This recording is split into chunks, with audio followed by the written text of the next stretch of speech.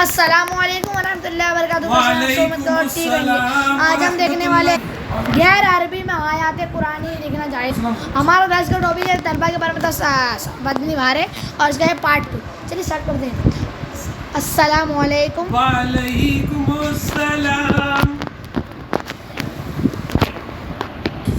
غیر عربی میں آیات قرآنی لکھنا جائز ہے۔ پہلے پر اسلامی بھائیوں دیکھا آپ نے جب تک اچھی صحبت نہیں ملتی اس وقت تک بسا اوقات اسلام کی صورت نہیں بنتی۔ آج کل اکثر عمر رسیدہ افراد بھی طرح طرح کے گناہ میں مبتلا نظر آتے ہیں، حتیٰ کہ بیچارے بستر مرگ پر پڑے ہو تب بھی انہیں نماز پڑھنے، جھوٹ اور غیبت سے بچنے اور داڑھی منڈانے وغیرہ سے توبہ کر لینے کی توفیق نہیں ملتی۔ اللہ اکبر۔ اس حالت میں بھی معاذ اللہ ٹی وی پر فلمیں ڈرامے دیکھنے کا سلسلہ جاری رہتا ہے۔ اللہ بچائے، اللہ پا کر بچائے۔ صرف دنیا کے کام دھندے ہی کرنے کا جذبہ ہوتا ہے۔ یہ معمر اسلامی بھائی خوش نصیب تھے جنہیں اعتکاف میں دینی ماحول میسر آ گیا اور غفلتوں میں گزرنے والی زندگی یکایک بدنی اداؤں میں ڈھل گئی۔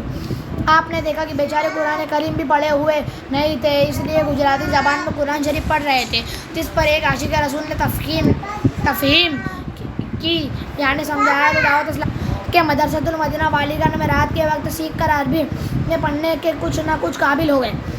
یاد رکھیے، عربی زبان میں علاوہ دوسری کسی زبان مثلاً گجراتی، ہندی، انگلش کے رسم الخط قرآن پاک لکھنا جائز نہیں۔ گجراتی، ہندی، انگریزی وغیرہ زبانوں کے ماہناموں اور دیگر کتب و رسائل میں آیات اور معصور یعنی قرآن و حدیث کی دعائیں وغیرہ عربی رسم الخط ہی میں لکھنی چاہیے۔ حضرت مفتی احمد یارکان رحمۃ اللہ نے ایک تفصیلی فتوے کا اقتصاب ملاحظہ ہو۔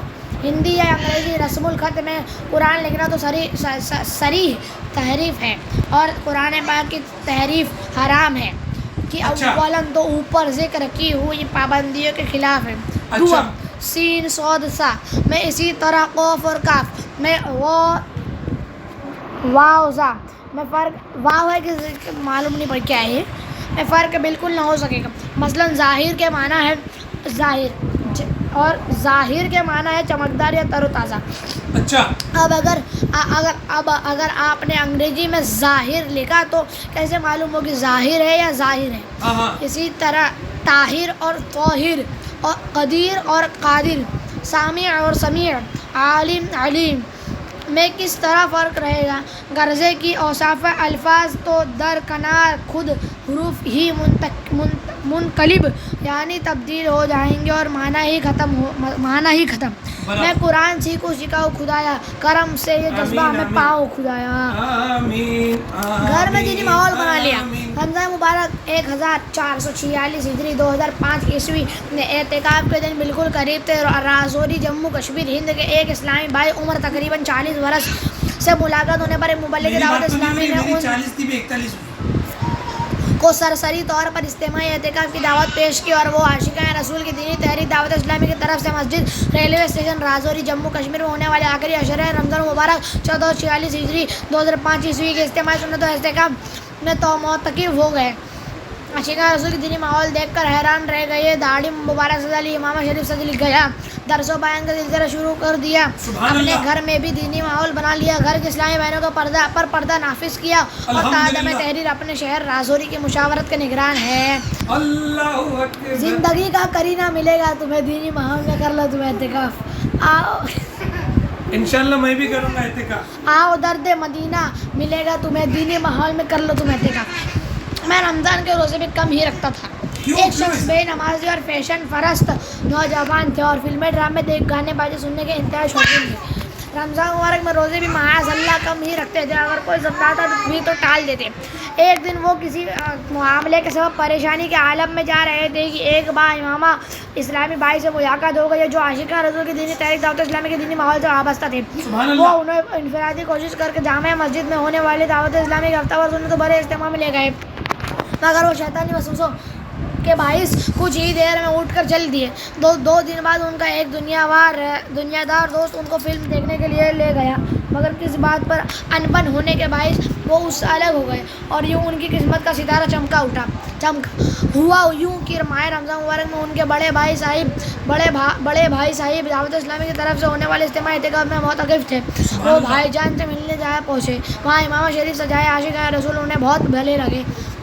چاند رات ایک اسلامی بھائی نے ان کے بھائی جان کو فیضان سنت اور نعتوں کی کیسٹ تحفے میں دی. سبحان اللہ. اس اسلامی بھائی نے فیضان سنت کا باب بے نمازی کی سزائیں پڑھا تو لرز اٹھے اور کیسٹ میں یہ مناجات: گناہوں کی عادت چھڑا میرے مولا، مجھے نیک انسان بنا میرے مولا، سنی تو دل چوٹ کھا کر رہ گیا. الحمدللہ انہوں نے گانے باجے سننا چھوڑ دیے مگر نماز کی پابندی نہ کر سکے. ایک عاشق رسول کی دعوت اسلامی کے ہفتہ وار سنتوں بھرے اجتماع میں دوبارہ جا پہنچے اور آخر تک رکے رہے. اختتام پر عاشقان رسول کی ملاقات کے دل نشین انداز میں انہیں دعوت اسلامی کا شہدائی بنا دیا. انہوں نے چہرے کو مدنی نشانی یعنی داڑھی مبارک سے اور سر کو امام شریف سے سجا لیا. پانچوں وقت بعد جماعت نماز پڑھنے لگے اور سلسلہ عالیہ قادریہ رضویہ میں داخل ہو کر حضور غوث اعظم شیخ عبدالقادر جیلانی رحمۃ اللہ علیہ کے مرید بھی بن گئے. دعوت اسلامی کے دینی کاموں کے لحاظ سے تنظیمی طور پر ذیلی مشاورت کے ذمہ دار بنے اور پابندی سے درس دینے کی سعادت ساتھ دعوت اسلامی کے مدرسۃ المدینہ میں حفظ کرنے کی سعادت بھی پانے لگے. آؤ سنت کا فیضان پاؤ گے تم، دینی ماحول میں کر لو تم اعتکاف، انشاءاللہ جنت میں جاؤ گے تم، دینی ماحول میں کر لو تم اعتکاف. ریڑھ کی ہڈی کے درد سے نجات. کون سی ہڈی؟ ایک مبلغ دعوت اسلامی کے ماموجاد بھائی جو کی مل اونر ہے، انفرادی کوشش کی برکت سے ماہ رمضان مبارک 1425 ہجری میں دعوت اسلامی کے تحت ہونے والے سنتوں بھرے اجتماع سنت اعتکاف میں بیٹھنے کے لیے تیار ہو گئے. وہ عرصۂ دراز سے ریڑھ کی ہڈی کے شدید درد میں مبتلا تھے. کئی ڈاکٹر کو دکھا اور ان کی تجویز کردہ ادویات بھی استعمال کی مگر کافی ہوا، فائدہ نہ ہوا. وہ تشویش میں تھے کہ 10 دن اعتکاف میں کیسے رہوں گا. خیر وہ دوران اعتکاف دیوار سے ٹیک لگا کر بیٹھنے کی کوشش کرتے. فوم کے گدے پر سونے کی عادت تھی. یہاں چٹائی یا دری بچھا کر زمین پر سنت کے مطابق سونے کی ترغیب دی جاتی تھی. ان کے لیے انتہائی دشوار تھا مگر اس کے سوا کوئی چارہ نہ تھا. الحمدللہ چند ہی دن سنت کے مطابق سونے کی برکت سے انہیں محسوس ہوا کہ کمر کے درد میں کافی کمی ہے. الحمدللہ دعوت اسلامی کے استعمال سنت اعتکاف کی برکت سے آخر کار ریڑھ کی ہڈی کے درد سے ان کی جان چھوٹ گئی. تم کو تڑپا کے رکھ دے گو درد کمر، دینی ماحول میں کر دو تم اعتکاف، پاؤ گے تم سکون، ہوگا ٹھنڈا جگر، دینی ماحول میں کر لو تم اعتکاف. یہ تھی آج کی ہماری ویڈیو. میں تو اچھی لگے گی، اگر اچھی لگے تو لائک سبسکرائب شیئر ضرور کرنا اور ہمارے چینل اس پر بیل آئیکن کو دبانا. میں انشاءاللہ کل ایک نئے ویڈیو کے ساتھ، تب تک